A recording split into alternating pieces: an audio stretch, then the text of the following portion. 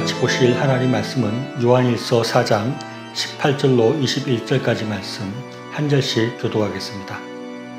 사랑 안에 두려움이 없고 온전한 사랑이 두려움을 내쫓나니 두려움에는 형벌이 있음이라. 두려워하는 자는 사랑 안에서 온전히 이루지 못하였느니라. 우리가 사랑함은 그가 먼저 우리를 사랑하셨음이라. 누구든지 하나님을 사랑하노라 하고 그 형제를 미워하면 이는 거짓말하는 자니 보는 바 그 형제를 사랑하지 아니하는 자는 보지 못하는 바 하나님을 사랑할 수 없느니라. 우리가 이 계명을 주께 받았으니 하나님을 사랑하는 또한 그 형제를 사랑할지니라. 얼마 전 TV에서 펜션 같은 곳에 청춘 남녀 한 10명 정도를 모아놓고 4박 5일, 4일인가 5일 정도 있으면서 짝을 찾는 그런 프로그램을 보았습니다. 그런데 그 중에 첫째 날에 서로가 한 쌍이 서로 좋아하는 그런 눈치여서 그 남자는 그 여자가 자기와 데이트를 첫날에 갈 거라고 생각을 했는데 그 여자도 그 남자가 좋긴 했지만 그 남자랑 먼저 데이트를 가려고 하는 여자가 있고 또 이 여자의 생각에는 첫날부터 자기 좋아하는 사람들만 만나는 것보다는 여러 사람들과 대화를 해보는 게 좋겠다 싶어서 그 남자를 선택하지 않고 다른 사람과 데이트를 나갔습니다. 그런데 이 남자가 그 일 때문에 아주 큰 충격을 받고 상처를 받았던 것 같습니다. 그 이후에 이 여자가 그 남자한테 가서 내가 사실은 당신을 좋아한다. 그리고 나는 나중에 당신을 선택할 것이다. 라고 속마음을 고백했는데 이 남자는 처음에 첫날에 데이트를 가지 않은 것에 그 상처와 충격 때문인지 그 여자에게 자신의 마음을 표현하지 않고 결국 다른 여자를 선택하는 것을 보았습니다. 제가 볼 때는 이 남자가 진짜 좋아하는 여자는 첫날에 데이트를 가려고 했던 그 여자가 분명한 것 같은데 결국 다른 여자를 선택하는 것입니다. 아마 이 남자의 생각에는 자신이 좋아하는 마음이 또 거부되거나 그것이 상처와 충격이 되는 것을 두려워했던 것 같습니다. 이 남자 성격이 조금 독특한 것 같긴 한데 그 남자는 그 여자에게 처음 한번 거부된 것 때문에 그 여자를 사랑하는 것, 그 여자를 좋아한다고 표현하는 것에 대한 두려움을 가지게 되었다 하는 것입니다. 이와 같이 우리가 사랑하는 것을 두려워하게 되는 경우가 있습니다. 이것은 꼭 남녀 간의 문제가 아니라 모든 사랑이라는 단어가 적용되는 부분에서 그런 사랑에 대한 두려움이 있을 수 있습니다.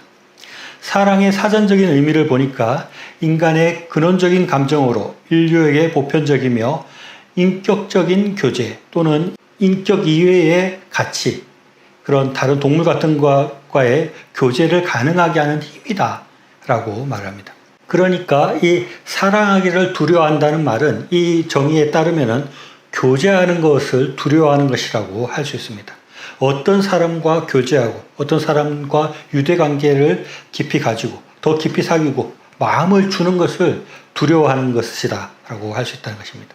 다른 사람 관계에서 내가 너무 좋아한다고 표현을 했는데 그것이 거부되는 것에 대한 두려움이 있을 수 있는 것입니다. 아니면 내가 사랑한다는 마음, 나의 마음을 표현했는데 그것이 무시됐을 때 받는 그 상처와 충격에 대한 두려움이라고 할 수 있습니다. 그런 일을 겪으면 사람은 아주 큰 충격을 받습니다. 내가 누군가를 좋아한다고 하는데 그 사람에게로부터 거절당하거나 나는 전혀 안 좋아합니다 라고 할 때 굉장히 큰 충격을 받을 수 있는 것입니다. 그 고통이 크니까 그런 그 표현을 하거나 누군가를 좋아하거나 사랑하는 것에 대한 두려움이 생길 수 있는 것입니다. 아마 TV 앞에서 말한 그 TV의 남자가 그런 마음이었다고 생각이 됩니다. 그런데 문제는 우리가 이렇게 사랑하는 것, 누군가를 좋아하는 것을 두려워하는 마음이 생기게 되면 그러면 누군가를 좋아하지 않게 되고 좋아할 수 없게 되고 누군가를 사랑할 수 없게 됩니다. 그렇게 하면 이 사람 마음 가운데 사랑이 점점 식어지게 되는 것입니다. 사랑의 감정이 점점 메말라지게 되는 것입니다. 사랑의 마음이 메마르고 그 사람 속에 사랑이 없어지는 것은 굉장히 심각한 문제이고 굉장히 불행한 일이라고 할 수 있습니다. 사람에게 사랑이 없는 것만큼 불행한 것은 없습니다. 우리가 사랑이 없는 인물이라고 하면 저는 떠오르는 인물이 스크루지 영감이 떠오릅니다. 이 스크루지는 구두쇠로 악착같이 돈을 모아서 돈은 많은데 주변에 사람이 없는 것입니다. 가족도 없고 친구도 없는 것입니다. 그는 아무도 사랑하지 않고 아무에게도 사랑을 받지 못하는 그런 삶을 살아가는 것입니다. 우리에게도 이 사랑의 마음이 없어진다면 우리도 스크루지 영감과 같이 그런 사랑의 관계들이 끊어진 그런 삶을 살 수 있습니다. 그런 삶은 지극히 재미없고 허무하고 아무 의미 없는 삶이 될 수밖에 없습니다. 사랑이 메말라진다는 것은 그 삶이 메말라지는 것이고 그 삶이 무미건조해지는 것이라고 할 수 있습니다. 또 이 사랑이 없어진다는 것은 영적으로도 큰 의미가 있습니다. 요한일서 4장 7절로 8절 말씀 보면 사랑하는 자들아 우리가 서로 사랑하자. 사랑은 하나님께 속한 것이니 사랑하는 자마다 하나님으로부터 나서 하나님을 알고 사랑하지 아니하는 자는 하나님을 알지 못하나니 이는 하나님은 사랑이심이라 라고 말씀하고 있습니다. 하나님이 곧 사랑이라는 것입니다. 그래서 사랑이 없다는 것은 그 속에 하나님이 없다는 것과 같다는 것입니다. 그래서 사랑하는 사람은 하나님을 알고 사랑하지 않는 사람은 하나님을 알지 못하게 되고 하나님을 믿지 못하게 된다고 말씀하는 것입니다. 그래서 다시 생각을 해보면 우리에게 사랑이 식어지고 사랑의 마음이 메말라지게 될 때 우리가 하나님을 알고 믿는 또 하나님을 사랑하는 마음이 같이 사라질 수 있다는 것입니다.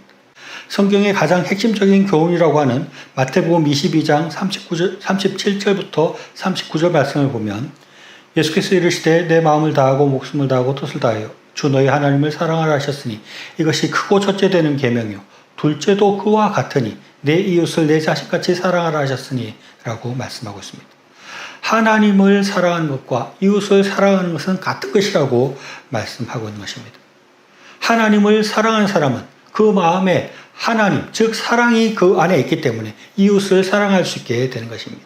그렇기 때문에 하나님을 사랑하는 마음이 있는 것, 그것이 곧 이웃을 사랑하는 것이라고 할 수 있는 것이고 하나님을 사랑하는 것이 이웃을 사랑하는 것이고 이웃을 사랑하는 것이 곧 하나님을 사랑하는 것이 되는 것입니다. 그래서 요한일서 4장 16절에서 이것을 이렇게 표현하고 있습니다.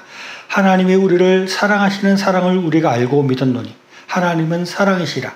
사랑 안에 거하는 자는 하나님 안에 거하고 하나님도 그 안에 거하시느니라 라고 말씀하고 있습니다. 하나님이 사랑이다. 사랑이 곧 하나님이다 하는 말씀은 정말 신비한 말씀이라고 할 수 있습니다. 그래서 어떻게 보면 너무 심오한 말씀이어서 쉽게 이해가 되지 않지만 곰곰이 생각해 보면 이 말이 참 옳다는 생각을 하게 되는 것입니다. 하나님을 알고 하나님을 믿고 하나님 안에 있는 사람, 다르게 표현하면 하나님의 영인 성령이 우리 속에 가득하고 충만한 사람은 사랑이 풍부해지는 것입니다. 다른 사람을 사랑하게 되고 사랑이 넘치는 그런 사랑에 넘치는 풍성한 삶을 살게 되는 것입니다. 오늘 읽은 요한일서 4장 18절로 19절 말씀 보면 사랑 안에 두려움이 없고 온전한 사랑이 두려움을 내쫓나니 두려움에는 형벌이 있음이라. 두려워하는 자는 사랑 안에서 온전히 이루지 못하였느니라. 우리가 사랑함은 그가 먼저 우리를 사랑하셨음이라 라고 말씀하고 있습니다.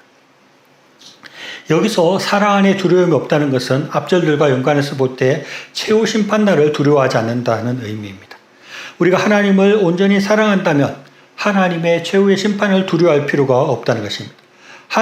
반대로 하나님의 징계를 두려워한다는 것은 그 사랑이 온전하지 않은 것이라고 말씀하고 있습니다. 이 말씀은 제가 앞에서 말한 이성을 사랑하는 것에 대한 두려움과는 조금 다른 의미일 것 같지만 결국은 같은 의미라고 생각합니다. 우리가 두려우면 사랑할 수 없는 것입니다. 그리고 온전히 사랑하게 될 때 그런 사랑에 대한 두려움이 없고 그런 두려움을 극복하고 사랑할 수 있게 되는 것입니다. 우리가 하나님을 진정으로 사랑하면 심판날의 징계를 두려워하지 않습니다.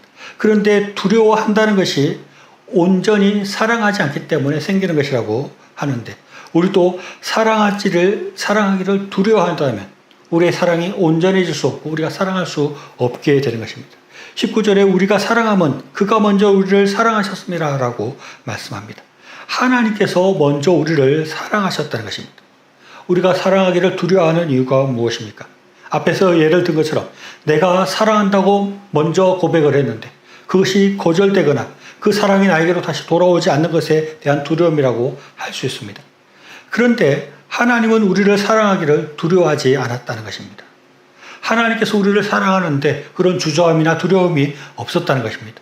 로마서 5장 8절 말씀 보면 우리가 아직 죄인 되었을 때 그리스도께서 우리를 위하여 죽으심으로 하나님께서 우리에 대한 자기의 사랑을 확정하셨느니라 라고 말씀하고 있습니다. 우리가 아직 죄인이고 하나님께서 사랑을 베풀지만 그 사랑이 배신하고 그럴 사람인 것을 하나님께서 아셨지만 하나님께서 먼저 우리를 사랑하셨다는 것입니다. 하나님께서는 우리를 지극히 사랑하셔서 독생자이신 아들 예수님을 보내셔서 우리를 구원하시고 그 사랑을 먼저 보여주셨습니다. 그러나 사람들은 그 하나님의 독생자이신 예수님을 십자가에 못 박고 죽였습니다. 하나님은 그런 죄인이고 배신할 사람인지를 알았지만 먼저 하나님께서는 사랑을 표현하셨다는 것입니다.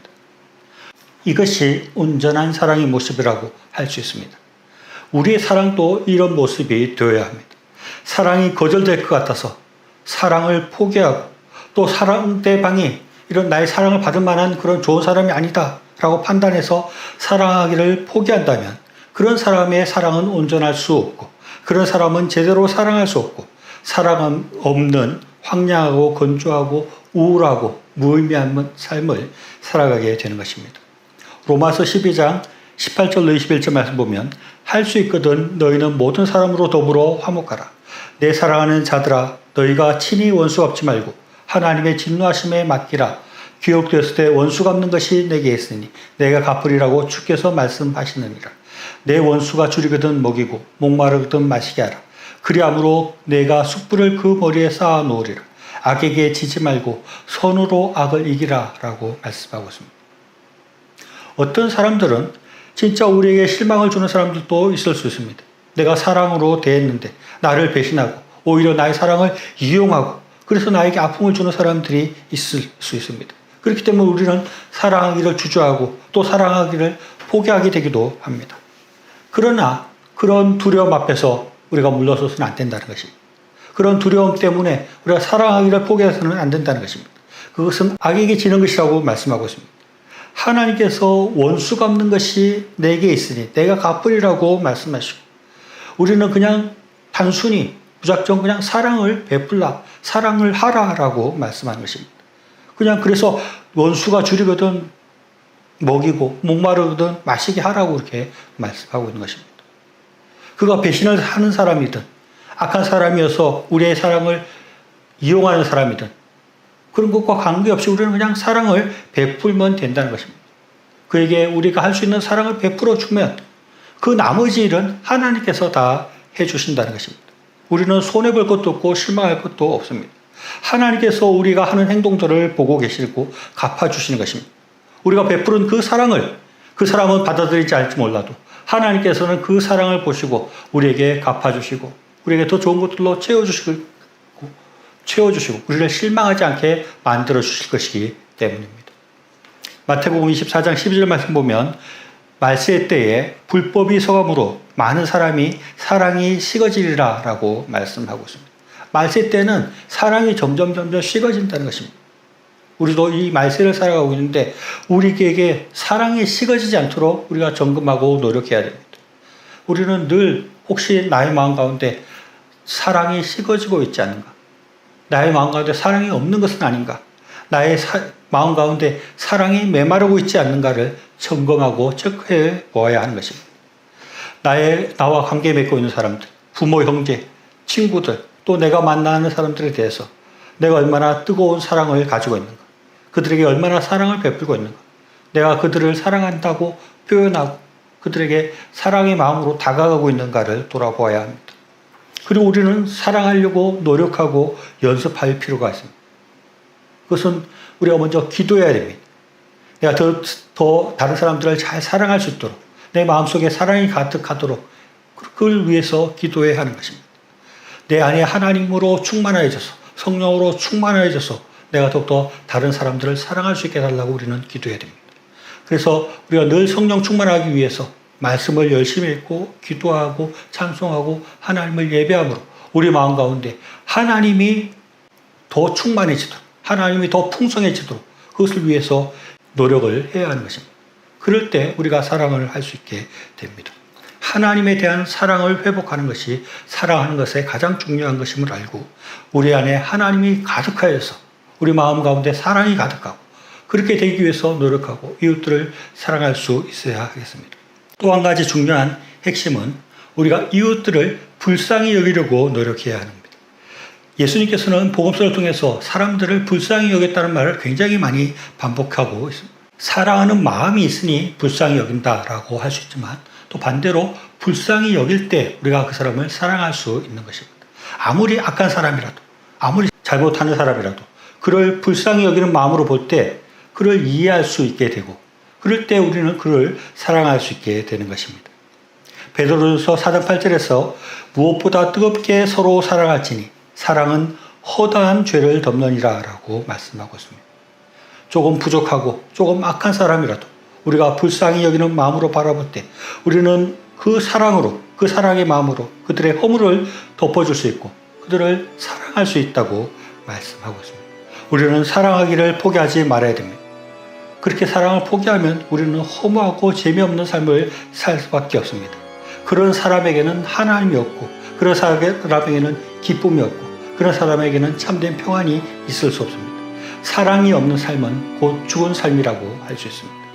늘 사랑하기를 포기하지 않고 끝까지 사랑하고 더 많이 사랑하려고 노력해서 하나님의 더 큰 사랑과 복을 받아 누리는 저희들의 삶이 되시기를 바랍니다.